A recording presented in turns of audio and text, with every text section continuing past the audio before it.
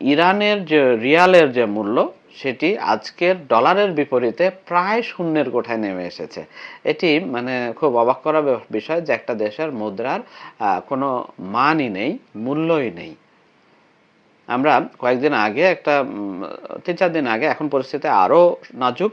৩-৪ দিন আগে আমি একটু মানে কনভার্টারে দেখছিলাম যে ১ টাকার বিপরীতে কত ইরানি রিয়াল বা ১ ইরানি রিয়ালের বিপরীতে কত টাকা।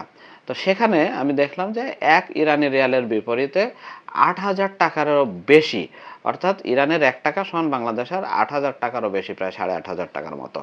আর এখন বিপরীতে বাংলাদেশি ১ টাকার মূল্যমান ইরানি রিয়ালের সাথে মানে দশমিকের পরে ৩টা শূন্য, তারপরে আরও ৩টা ডিজিট, তারপরে এটা টাকা। তার মানে হচ্ছে যে মানে আর কি বলে, টাকার হাজার হাজার ভাগেরও সামান্য ভগ্নাংশ।